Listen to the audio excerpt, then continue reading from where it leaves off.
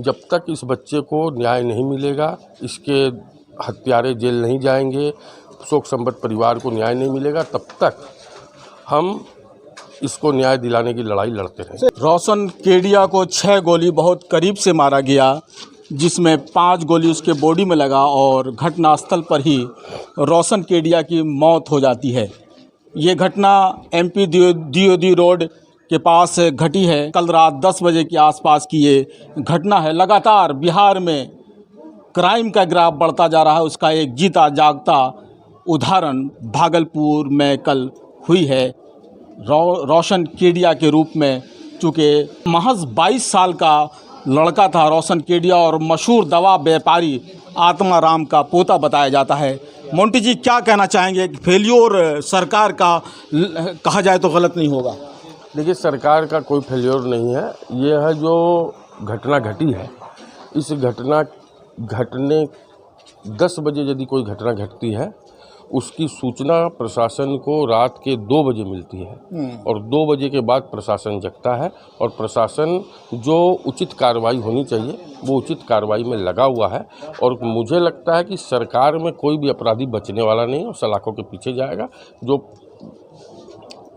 शोक संबद्ध परिवार है उसको सरकार न्याय दिलाएगी, ऐसी हम कामना करते हैं। और जिला प्रशासन से ये मांग करते हैं कि जो भी स्मार्ट सिटी के CCTV कैमरा लगे हैं, उस गली में जहाँ जहाँ निजी व्यवसायियों के, निजी आवासीय लोगों के कैमरे लगे हैं, उनको देखकर इस घटना का त्वरित उद्भेदन कर शोक संबद्ध परिवार को न्याय दिलाना चाहिए। सर, क्या मैटर छन के आ रहा है? क्या मामला दिखाई पड़ रहा है? देखिए, अभी तो पहला फेज है, क्योंकि अभी किस कारण से ये हुआ है, क्योंकि यह तो स्पष्ट है कि यदि किसी को 5-6 गोली मारी गई है तो कोई ना कोई बात जरूर है। तो यह काम प्रशासन का है, हम जनप्रतिनिधियों का ये काम नहीं है। हम जनप्रतिनिधि प्रशासन पर दबाव बनाकर ज़्यादा से ज़्यादा प्रशासन को इसके लिए और मुस्तैदी से काम करके इस घटना का उद्भेदन कराने के लिए प्रयास करेंगे। और मुझे लगता है कि अपराधियों का मनोबल नहीं बढ़े, अपराधी सलाखों के पीछे जाए। और यह जो घटना 21 वर्ष के युवा के साथ हुई है, व्यवसायियों के साथ हुई है, आज व्यवसायियों में देखिए एक भय का माहौल पुनः उत्पन्न होने लगा है। तो यह व्यापारियों में भय का माहौल उत्पन्न ना हो, व्यवसायी जो है निर्भीक होकर व्यवसाय करें। और आज बाज़ार जो बंद है और बाज़ार के व्यवसायी ऐसा सोच रहे हैं कि हम अनिश्चितकालीन बंद करेंगे, तो मैं जिला प्रशासन से मांग करता हूं कि व्यवसायियों का सब्र ना टूटे।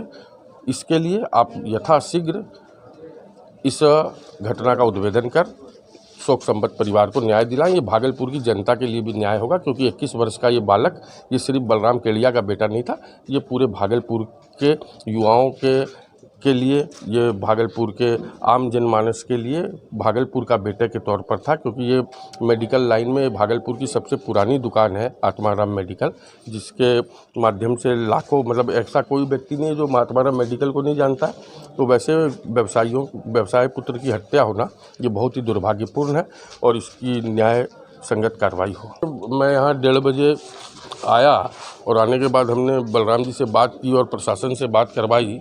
तो प्रशासन से बात कराने के बाद ये तय हो गया कि हम लोगों को प्रशासन को बुलाना है। जैसे ही प्रशासन को फ़ोन हुआ, 10 मिनट में सारी कार्रवाई शुरू हो गई। इसका मतलब प्रशासन कहीं ना कहीं जागरूक है और प्रशासन को और जागरूक होना है। और इस इलाके के लोग कह रहे हैं कि बहुत शरीफ लड़का था, बहुत नेक लड़का था। नेक, देखिए, लड़का तो शरीफ था, व्यवसायी था, घर से दुकान, दुकान से घर, ऐसा ही हम लोग तो देखें। जब दुकान पे कभी दवा लाने के लिए जाने का अवसर मिला है, उस समय भी बहुत ही आदर सम्मान से, और चूँकि हमारे ही वार्ड के ये वोटर रहे हैं और अभी ये वार्ड नंबर 19 में आ गए हैं रहने के लिए। पहले वार्ड नंबर 38 में ही इन लोगों का निवास स्थान हुआ करता था।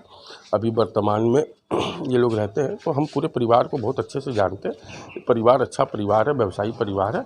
अब मैं प्रशासन से ही मांग करता हूँ कि जल्द से जल्द इस मामले का उद्भेदन करें। दवा व्यवसाय और निश्चितकालीन हड़ताल पे बंदी कराने के मूड में है, तो क्या आप उनसे कहना चाहेंगे? नहीं, वो किसी को कुछ नहीं कहना है। व्यवसायी संगठन, चाहे वो केमिस्ट एंड एग्रिस्ट हो, चाहे eastern Bihar chamber of commerce हो, सभी को इस घटना के उद्भेदन तक आंदोलित रहने की आवश्यकता है। आंदोलित जब तक समाज नहीं रहेगा तब तक ऐसी घटना करने वालों का मनोबल बढ़ेगा। वैसे लोगों का मनोबल नहीं बढ़े, इसके लिए हम लगातार प्रयास करते हैं। मोंटी जी, न्यूज़ 21 चैनल से बात करने के लिए बहुत बहुत शुक्रिया।